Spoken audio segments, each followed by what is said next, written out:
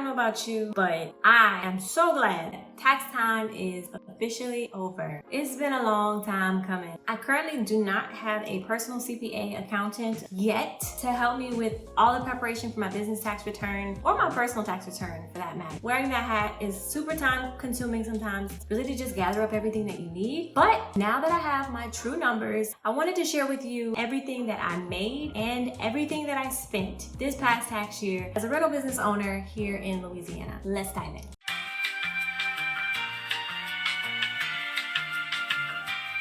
So my rental income came from two different major sources, one of them being short-term rental income from hosting sites, Airbnb and Vrbo, being direct rent payments from a long-term lease tenant. Across my rental business income sources for last year, I was able to make $66,861.86, about $5,500 a month roughly across the three different rental properties that I have. This is the largest income year that I've had thus far renting out short-term rental properties. So I'm super excited about that. But what I'm not excited about is paying a lot of money in taxes. So let's talk about expenses. Here's everything that I spent to keep my business up and running smoothly, starting with mortgage interest, which is basically just a fee that's charged by a lender for borrowing the money to buy a home. As a rental property owner, this is one of my biggest expense categories and the biggest area that I could really reduce my taxes. Next, we've got real estate taxes. This is pretty cut and dry. So I just collected the total for all of my real estate taxes across the different properties and use it there. Moving on to maintenance and repairs. This was all my costs for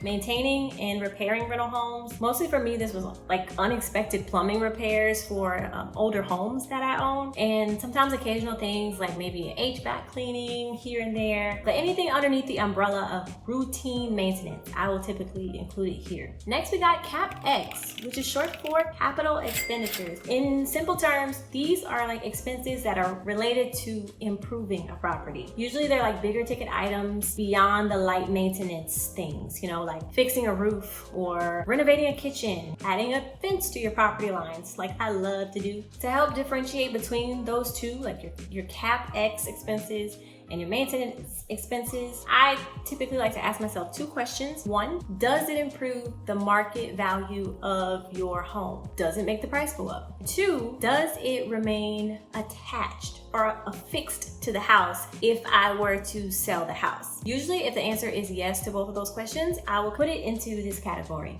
Next up are my supplies and consumables. Supplies for me really just include any like home furniture, decor, any items that really help to bring the space to life and add some comfort and functionality. Consumables, on the other hand, are the items that are used up frequently over time by short-term rental guests. Soaps, your shampoos, your paper products, anything that I stock for the duration of their stay will go here. We also have auto expenses. This category includes a portion of my vehicle expenses since I use my personal car also for business errands. Everything from fuel that you're using, driving back and forth to properties, even trips to properties out of state, car maintenance, oil changes, repairs, registration fees, depreciation. However, you do need to keep detailed records to justify these expenses. My advertising and promotional category is typically my subscriptions to like any marketing tools, my automation software, even my Canva and my Adobe subscriptions. It all really just belongs in this category for me. Business loan interest. This was new to me.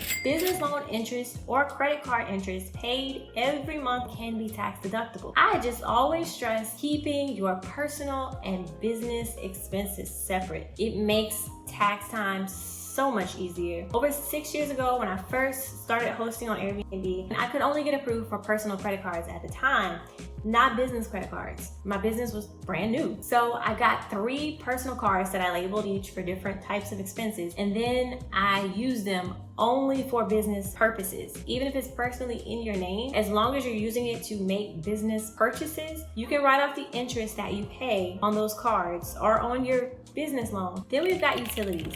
In my category, this includes electricity and gas, water sewer service, trash pickup, lawn maintenance, pest control. Every bill that you would typically pay for a house or apartment is now a business expense, and we're deducting it. My cleaning labor category includes everything that I spent on hiring help to turn over properties between guest visits. I do a lot of the work myself, but since I currently work a pretty strict 8 to 5 schedule, 5 days a week in an office, I can't always schedule myself to go clean listings every time a guest checks out, so I do lean on local cleaners to help me out, and this is how much I paid doing so. Lastly is my miscellaneous category, which is really kind of like a catch-all category for expenses that don't really fit anywhere else. Your miscellaneous category can be what you choose it to be, as long as you're keeping track of how you personally define it. And that's it. My personal expenses for the year came out to this. It's so important to remember that running a rental business is not just about pulling in the income, but also managing your expenses so that you're able to maintain profitability. I hope you have gained some insights from my numbers. I've been owning and managing real estate properties for the past 7 years so far, and this is stacked up to be a very beautiful year for me, y'all. Not just for the profits, but for the progress that I'm making on my journey to 6-figure income stream through real estate. If you want more tips, tricks, and advice on how you can build your way to wealth on a budget from scratch using real estate, follow and subscribe to my channel. Till next time, I wish you guys lots of peace,